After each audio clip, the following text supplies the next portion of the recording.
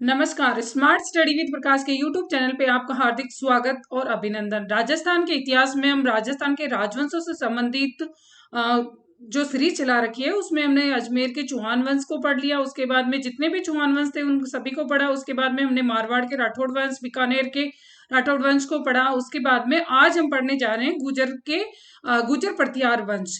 इसके अंतर्गत गुर्जर प्रतिहारों का किस प्रकार से प्रादुर्भाव हुआ था, किस तरीके से ये आगे बढ़े थे, तो उसी के बारे में हम आज से गुर्जर प्रतिहार वंश को लेके आए, जिसमें सबसे पहले कि गुर्जर प्रतिहार वंश ने 6 से 12वीं शताब्दी तक विदेशी आक्रमणों से भारत भूमि की सफलतापूर्वक रक्षा करी थी।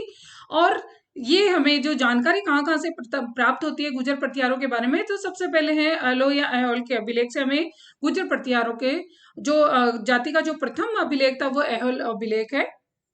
और इसकी जो ऐहोल अभिलेख है इसकी रचना है रवि कीर्ति जैन ने, जो कि पुलकेशिन सेकंड के दरबारी कवि थे, उन्होंने की थी।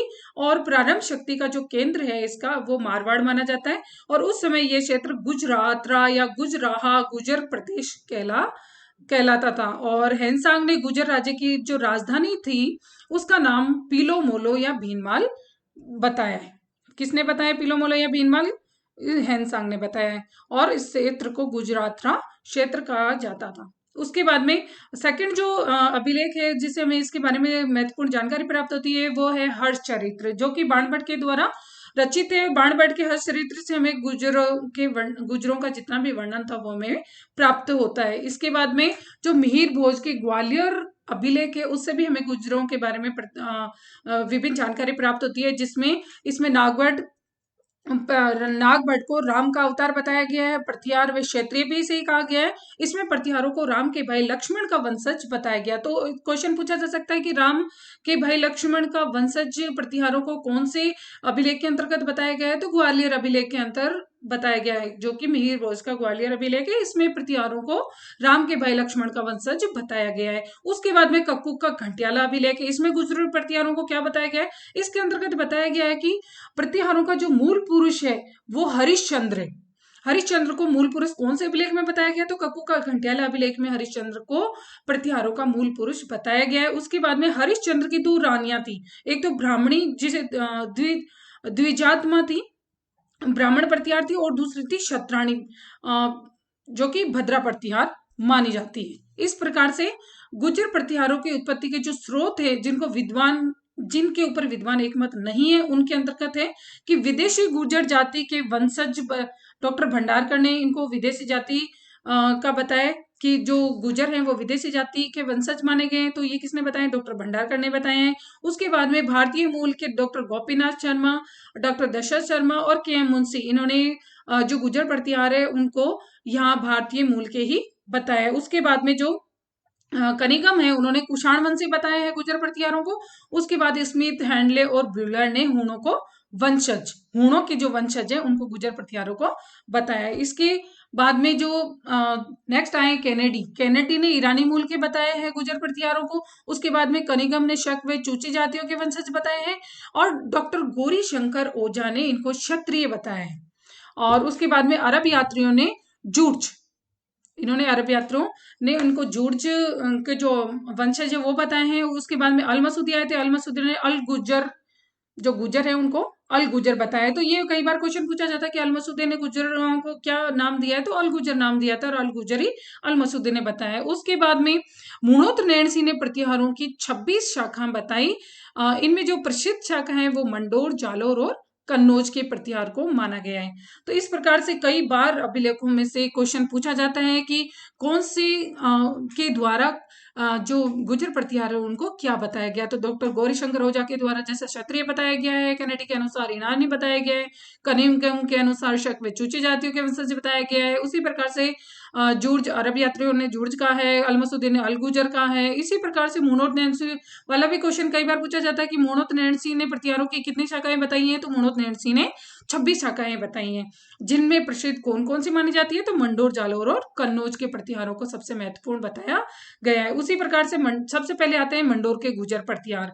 तो इसके अंतर्गत है कि मंडोर जो कि जोधपुर की शाखा थी और सर्वाधिक महत्वपूर्ण भी इन्हीं को माना गया है। और इसकी जो इस शाखा की जो संपूर्ण जानकारी है वो जोधपुर शिलालेख व घंटियाला शिलालेख से हमें प्राप्त होती है। तो मंडोर की जो गुर्जर प्रतिहार है उनकी जो शाखा, मंडोर की गुर्जर प्रतिहारों की शाखा की जो जानकारी हमें वो जोधपुर के शिलालेख व घंटियाला शिलालेख से प्राप्त होती है। इसी प्रकार से आगे देखते हैं हरिश्चंद्र, जिनको रोहला सिद्ध के नाम से भी जाना जाता है।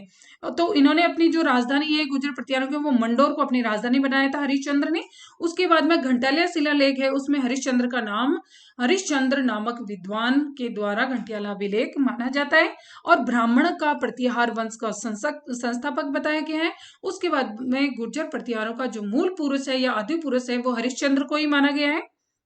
और हरिश्चंद्र की जो क्षत्रिय पत्नी थी भद्रा, उसके 4 पुत्र थे, जिसके अंदर वागे भट्ट, रज्जिल, कक्कुक और दद्द, ये चारों किसके, हरिश्चंद्र की जो भद्रा जो पत्नी थी, क्षत्रिय पत्नी, उसके 4 पुत्र थे, वागे भट्ट, रज्जिल, कद्दुक और दद्द। तो सबसे पहले पढ़ते हैं हम रज्जिल को, जिसका कि 560 ईस्वी में प्रतिहार वंश की स्थापना करी थी इसने। और उसके बाद में महामंडलेश्वर महामंदिर का इन्होंने भी, महादेव जो मंदिर था उसका निर्माण कराया था रज्जिल ने, और जोधपुर में मंडोर की स्थापना की और उसको अपनी राजधानी बनाया था। तो कई बार क्वेश्चन पूछा जाता है कि जोधपुर जो मंडोर थी उसको अपनी राजधानी कौन से शासक ने बनाया था, तो रज्जिल हो गए इसमें। और इन्होंने सबसे महत्वपूर्ण कार्य राज सूर्य यज्ञ करवाया था। तो ऐसा कौन सा जो प्रतिहार शासक था जिसने राज सूर्य यज्ञ करवाया था, तो उसमें रज्जिल का नाम आता है। तो चलिए बढ़ते हैं नेक्स्ट पे, देखते हैं कि रज्जिल के जो पोता था नागभट्ट फर्स्ट, इस वंश का सबसे प्रतापी महापराक्रमी जो शासक है वो इसे ही माना गया है, किसको, नागभट्ट फर्स्ट को। उसके बाद में जो रज्जिल का उत्तराधिकारी है वो नरभट्ट था, जिसको पीली पनी उपाधि भी धारण की थी। तो ये वाला क्वेश्चन भी कई बार पूछा जाता है कि पीली पनी उपाधि से किसको संबोधित किया गया है, तो वो नरभट्ट फर्स्ट हो जाएगा, जिसमें जो कि रज्जिल का उत्तराधिकारी था। और इसी प्रकार से रज्जिल किसका था, इसी प्रकार से देखा जाता है तो जो रज्जिल थे, रज्जिल हरिश्चंद्र के थे। और उसके बाद में जो रज्जिल है, रज्जिल का उत्तराधिकारी वो हो गया नरभट्ट, और नरभट्ट का कौन हो जाएगा, नागभट्ट। इसी प्रकार से जो फर्स्ट आता है, जो सबसे इस वंश का जो पराक्रमी शासक माना जाता है वो है नागभट्ट प्रथम। तो इसके अंतर्गत है, तो नागभट्ट फर्स्ट है, उसमें मेड़ता को राजधानी बनाया था इन्होंने। इनकी जो नागभट्ट फर्स्ट की जो पत्नी थी जज्जिका देवी, और जज्जिका देवी के पुत्र थे, 2 पुत्र थे, जिसमें तात था और भोज था। तो तात तो सबसे बड़ा पुत्र था तात, और तात ने क्या किया था, बड़ा पुत्र था तात हो गया और छोटा पुत्र था भोज। तो तात ने वैराग्य धारण कर लिया था और अपना जितना राजपाट था वो सब भोज को दे दिया था इन्होंने। तो इसके बाद में जो पुत्र तात और भोज थे, इनके बाद में जो प्रतापी शासक हुए थे वो भोज प्रतिहार हो गए, यशोवर्धन हो गए और चंदुक हो गए। उसके बाद में सबसे फर्स्ट है यहाँ पे सिल्लुक, इसके जो नागभट्ट फर्स्ट है, इसके बाद में पहले सिल्लुक बने थे। तो सिल्लुक है वो प्रतिहार वंश का 10वां शासक था और देवराज भाटी को इन्होंने पराजित किया था।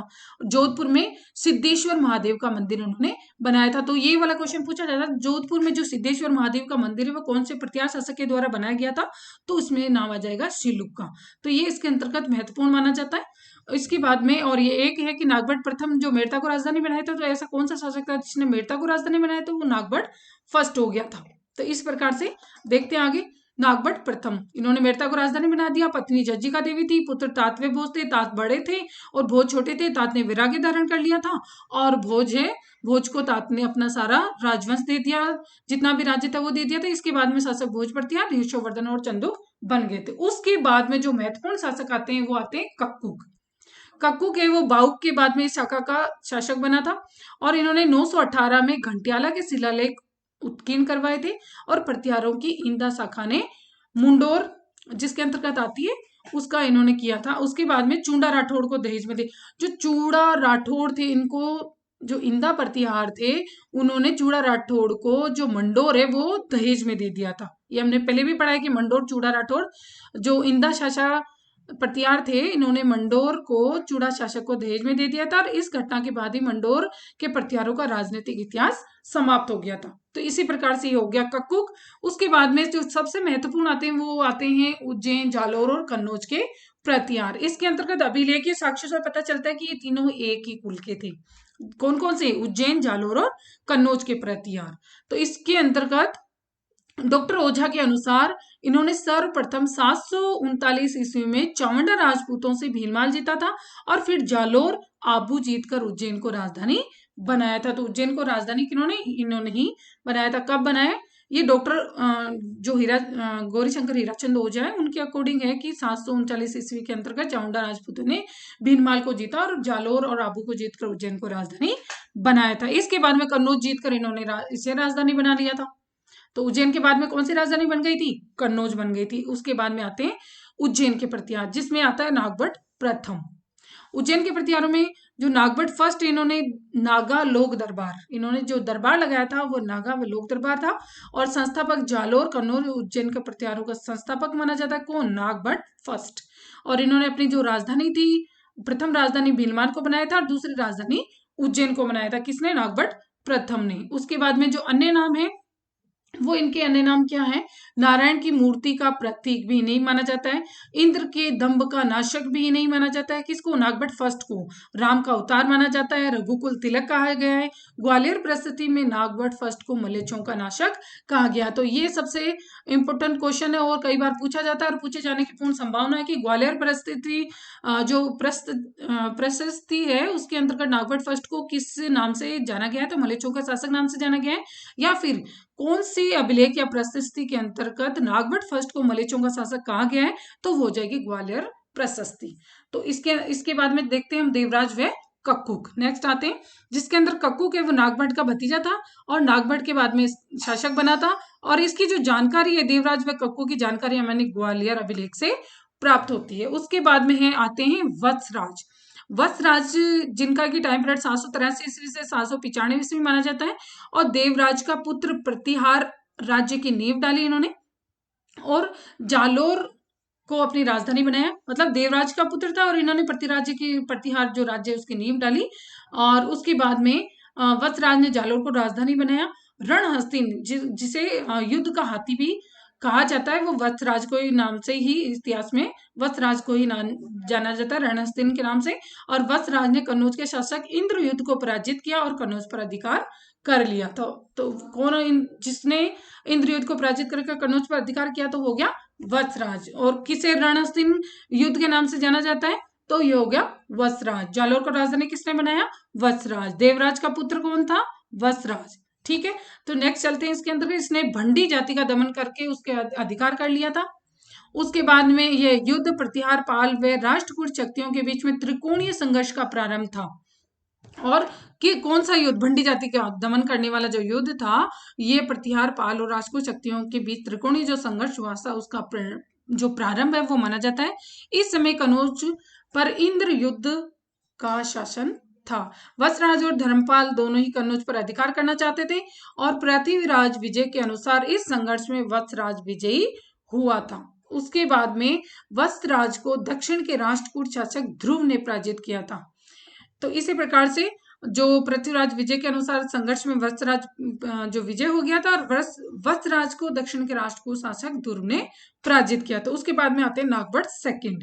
नागभट्ट सेकंड का टाइम पीरियड 795 ईस्वी से 833 ईस्वी माना गया है। त्रिकोणीय संघर्ष में नागभट्ट सेकंड ने प्रतिहारों का नेतृत्व किया था। तो किसने किया था, नागभट्ट सेकंड ने, जो कि प्रतापी शासक माने जाते हैं। ये राष्ट्रकूट शासक गोविंद थर्ड से हार गए थे। कई बार पूछा जाता है कि नागभट्ट सेकंड है वो किससे त्रिकोणीय संघर्ष के अंदर कौन से शासक से हारे थे, तो राजपूत शासक जो गोविंद थर्ड थे उनसे हारे थे। नागभट्ट सेकंड के काल में प्रतिहारों की कन्नौज शाखा का आरंभ हुआ। सबसे मेन माना जाता है कन्नौज शाखा का प्रारंभ किसके काल में हुआ था, तो नागभट्ट सेकंड के टाइम में प्रारंभ हुआ था। इसने कन्नौज के शासक चक्रायुध को पराजित करके कन्नौज को राजधानी बनाया था। तो इस प्रकार से ये हो गया नागभट्ट सेकंड। और नागभट्ट सेकंड की उपाधियों के बारे में सबसे महत्वपूर्ण क्वेश्चन आते हैं और पूछे जाते हैं कि नागभट्ट सेकंड ने कौन कौन सी उपाधियां धारण करी थी। परम भट्टारक, महाराजा, धीराज, परमेश्वर, ये जो मेन उपाधियां थी वो नागभट्ट सेकंड ने प्राप्त की थी या इनको उपाधि दी गई थी। नागभट्ट सेकंड के जो सामंत थे वो कौन कौन थे, गोविंदराज थे, चाहमान थे, गुहिल थे और कुमार थे। उसके बाद में जोधपुर में इसने विष्णु व शिव मंदिर का भी निर्माण करवाया था। किसने, नागभट्ट सेकंड ने। उसकी नागभट्ट सेकंड के बाद में जो प्रतापी शासक आते हैं वो आते हैं मिहिर भोज। तो मिहिर भोज का जो टाइम पीरियड माना जाता है 836 ईस्वी से 885 ईस्वी माना जाता है। और जो मिहिर भोज है उनकी पिता का नाम रामभद्र था और माता अप्पा देवी थी। और इनकी जो पत्नी थी वो चंद्र भट्टारिका, ये इनकी मीर भोज की पत्नी थी। इन्होंने अपने पिता रामभद्र की हत्या करके, तो पितृहंता प्रतिहारों का पितृ का हंता कौन कहलाया है? मीर भोज कहलाया है। वैसे हमने मारवाड़ के अंतर्गत मालदेव ने गंगा की हत्या करके वो मारवाड़ का पितृहंता बना था प्रथम। तो इसी प्रकार से जो प्रतिहारों का पितृहंता माना गया है वो रामभद्र की हत्या की करके जो मीर भोज है इसको माना गया है। उसके बाद में इसका प्रथम अभिलेख है वराह अभिलेख, जो कि 836 ईस्वी के अंतर्गत लिखा गया था। और इसमें उपनाम है वराह, आदिवरा उपनाम कौन सी प्रशस्ति में दिया गया है? तो ग्वालियर प्रशस्ति के अंदर आदिवरा उपनाम दिया गया है। भोज प्रथम प्रभास पाटन, ये आदि उपनाम है। आदिवरा, भोज प्रथम, प्रभास पाटन, ये सभी के सभी मीर भोज के उपनाम माने गए। अरब यात्री सुलेमान ने मीर भोज को भारत का सबसे शक्तिशाली शासक बताया था। तो मीर भोज को ऐसा कौन सा अरब यात्री था जिसने की सबसे शक्तिशाली शासक बताया? तो सुलेमान हो जाएगा।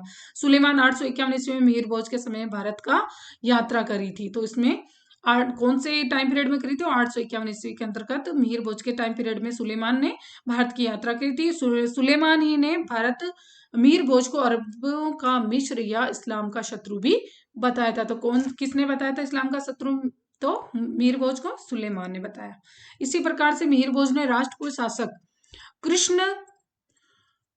कृष्ण को हराकर और मालव जीता था। इसने पाल वंश के देवपाल को भी हराया था और पाल वंश के विग्रह राज को हराकर अंतिम रूप से कन्नौज पर अधिकार कर लिया था। तो ये सारे के सारे मेन फैक्ट ही हमने यहाँ से लिए हैं कि किसके टाइम पीरियड में क्या क्या घटनाएं घटित हुई थी। और श्रीमद आदिवरा ये नाम है इस समय मिले सिक्के पर अंकित था।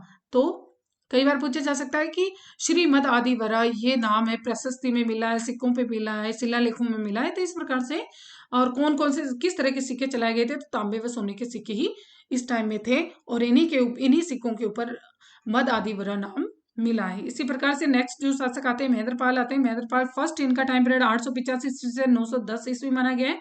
और इनके जो पिता है मीर भोज और माता चंद्रा भट्टारिका। और इनका जो अन्य नाम है महेंद्रपाल का वो निर्भयराज, निर्भय नरेश, रघुकुल और चूड़ामणि। ये कई बार पूछे जाते हैं कि ये किसके हैं। तो कई बार हम अगर निर्भयराज, निर्भय नरेश माना जाता है तो नागभट्ट सेकंड या मीर भोज का नाम लेते हैं, जबकि इनकी नहीं उपाधियां नहीं होगी, अन्य नाम नहीं होगी। महेंद्रपाल का है निर्भय नरेश, निर्भयराज, रघुकुल, चूड़ामणि। महेंद्रपाल फर्स्ट को ये नाम दिए गए हैं। और इस पाल व राष्ट्रकूटों की संयुक्त सेना को हराने वाला भी प्रथम शासक है वो महेंद्रपाल ही था, जिसने पाल व राष्ट्रकूटों की संयुक्त सेना थी उसको हराया था। और इनके जो महेंद्रपाल के गुरु थे वो उनको गुरु थे राजशेखर, जो कि दरबारी कवि भी थे।